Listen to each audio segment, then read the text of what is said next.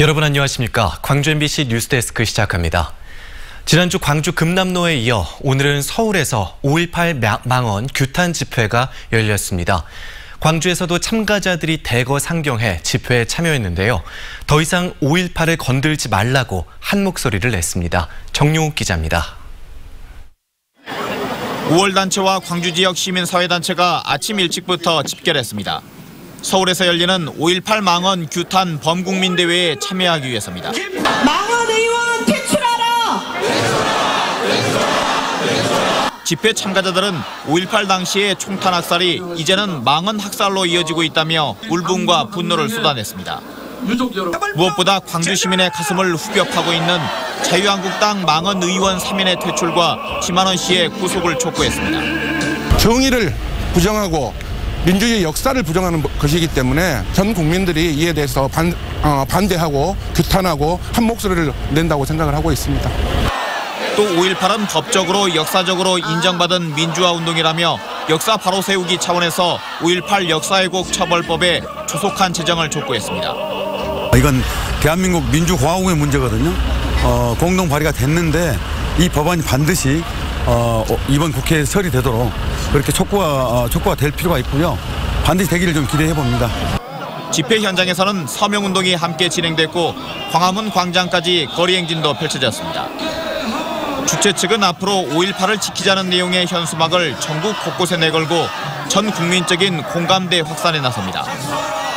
3년 전 박근혜 정권 퇴진을 외치며 1차 촛불이 타올랐던 상징적 장소인 서울 청계광장에서 5.18 왜곡에 대한 규탄 함성이 메아리쳤습니다. MBC 뉴스 정용욱입니다.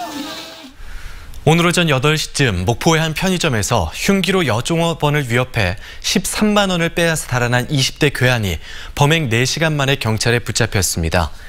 목포경찰은 대중교통을 이용해 달아난 26살 박모 씨를 광주 버스터미널 일대에서 특수강도 혐의로 긴급 체포해 조사하고 있습니다. 직업이 없는 박 씨는 술과 담배를 살 돈이 필요했다고 진술한 것으로 알려졌습니다. 어제 오후 광주 광산구 광산동의 한 신축 주택에서 난 불은 전기적 요인이 원인이었던 것으로 추정됩니다. 소방당국은 공사 중인 거실 전선에서 불이 시작됐다는 목격자의 진술을 토대로 정확한 원인을 조사하고 있습니다. 해당 주택은 최순실 국정농단 청문회 증인인 K스포츠재단 노승일 전 부장이 짓고 있는 집인 것으로 알려졌으며 어제 불로 인해 건물 2동 등 총 4,200여만 원의 재산 피해가 발생했습니다. 근로정신대 할머니들은 얼마 전 전범기업 후지코시를 상대로 한 손해배상 소송에서 승소했습니다. 이는 일본의 양심적인 시민들이 있어서 가능했던 일인데요. 광주 MBC는 열악했던 환경 속에서도 이처럼 할머니 편에 서 있는 일본인들을 앞으로 총 4차례에 걸쳐 집중 조명할 예정입니다.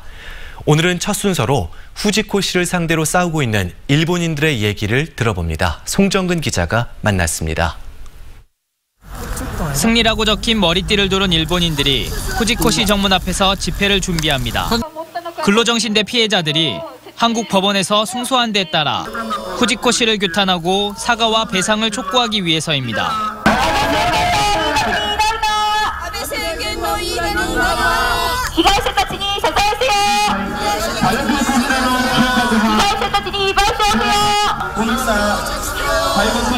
그런데 집회 시작과 동시에 일본 우익의 맞불 집회가 이어집니다.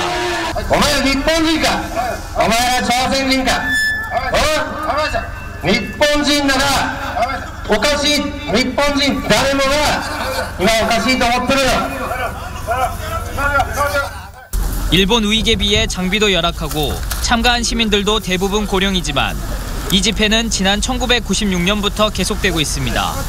후지코시는 1992년 일본에서 진행된 1차 손해배상 소송에서 원고 7명에게 화해 신청을 해 미불임금 문제를 해결한 유일한 전범기업입니다. 하지만 다른 피해자들이 제기한 두 번째 손해배상 소송은 일본의 우경화와 재계 압력 등으로 최고재판소에서 패소했습니다. 이후 한국법원에 소송이 여러 건 제기돼 승소 판결이 이어지고 있지만 후지코시 측은 사죄와 배상을 미루고 대법원에 상고하며 시간을 끌고 있습니다. 우리 후지코시가今この機会にやっぱり一つの大きな判断を下して解決するために一歩踏み込んでもらわないといけないと思ってますのでぜひそんなことを訴えたいと思って。 태평양 전쟁 말 1,100여 명의 조선 소녀들을 근로정신대라는 이름으로 강제 동원해 감옥 같은 곳에서 일을 시킨 3대 전범기업 후지코시. 양심 세력들은 시민들의 무관심과 우익들의 방해에도 불구하고 수십 년째 피해자들을 돕고 있습니다. MBC 뉴스 송정근입니다.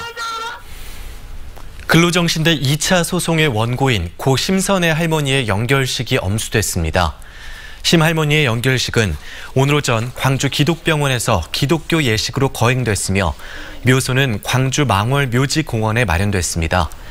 1944년 5월 광주에서 초등학교를 졸업한 뒤 미쓰비시 중공업으로 강제징용된 심 할머니는 2014년 미쓰비시를 상대로 소송을 제기해 지난해 항소심에서 승소 판결을 받았습니다. 한반도 평화 번영 시대를 대비하기 위한 토크 콘서트가 열렸습니다. 평화통일 8천만 서명운동본부는 조선대학교에서 평화통일 토크 콘서트를 열고 우리 스스로 통일을 만들어 나가는 공감대 확산에 나섰습니다. 이번 콘서트는 평화통일에 대한 비전과 긍정적 인식을 공유하고 통일 시대의 주인공으로서 함께 뜻을 모으자는 취지의 전국 단위 프로젝트입니다. 전남 지역 작은 영화관의 관람객이 70만 명을 넘어섰습니다. 전라남도에 따르면 지난 2015년 장흥을 시작으로 현재 고흥과 진도 등 도내 6곳에서 작은 영화관이 운영되고 있으며 지난해 말까지 누적 관람객 수가 71만 5천 명, 순이익 8억 1천만 원을 기록하고 있습니다. 이 같은 인기는 도시권으로 나가지 않아도 가까운 읍에서 최신 영화를 볼 수 있는 데다 관람 요금이 40%가량 싸기 때문인 것으로 풀이됩니다. 전국 어업 생산량 가운데 전남 지역이 절반 이상을 차지했습니다. 전라남도에 따르면 지난해 전국 어업 생산량은 총 329만 8천 톤으로 이 가운데 전남이 184만 2천 톤, 56%를 차지했습니다. 이에 따른 생산액은 2조 8,670억 원으로 전년보다 1,627억 원이 늘었습니다. 광주시가 사회복지사, 요양보호사들을 대상으로 전문 인권 교육을 추진하기 위해 전문 교육기관을 공모합니다. 교육 과정은 노인이나 장애인, 아동 등 각 분야 인권 규범과 실제 사례를 담은 분야별 전문 강좌, 워크숍 등 다양하게 진행됩니다. 공모 사업 신청은 다음 달 8일까지 광주시 민주인권과로 방문하면 됩니다.